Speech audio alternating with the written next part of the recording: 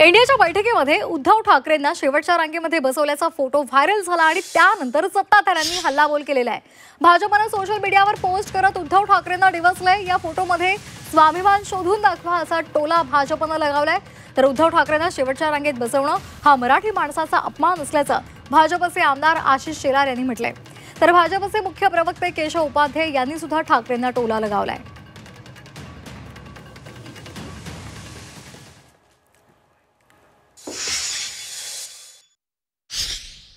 याच्यावर त्यांनाच भूमिका घ्यायला लागेल।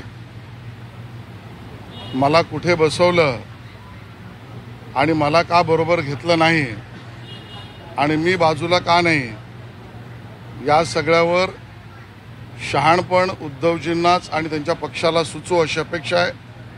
पण मी नक्की म्हणेन, उद्धवजी यांना 6व्या रांगेत बसवणं हा काँग्रेसने एका अर्थाने केलेला महाराष्ट्रातल्या मराठी माणसाचा अपमान आहे आणि म्हणून तो अपमान उद्धवजी सहन करू शकतील, पण आमच्या मनामध्ये त्याची वेदना आहे, दुःख आहे।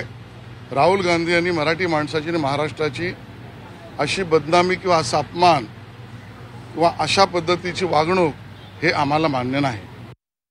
उद्धव ठाकरे भाजपासोबत ज्यावेळी युतीमध्ये होते, आठवा त्यावेळचा रुबाब, त्यावेळी सन्मान होता, आदरातिथ्य होतं, मान होता मातोश्रीला आणि उद्धव ठाकरेंना। भाजपाचे सर्व मोठे नेते ते मातोश्रीला जात उद्धव ठाकरेंना सन्मान देत। आठवत असेल, लोकसभेला दस्तूर खुद्द अमित शहा सुद्धा मातोश्रीवर जाऊन उद्धव ठाकरे यांच्याशी चर्चा केली होती। आता कट टू 2025, आता काय परिस्थिती? हिंदुत्व सोडलं, विचारधारा सोडली आणि आता काँग्रेससोबत राहिले। शेवटी काय? हिंदुत्व सोडलं, विचारधारा सोडली आणि आता पदरात पडलं काय? शेवटची रांग, अपमानाची शेवटची रांग।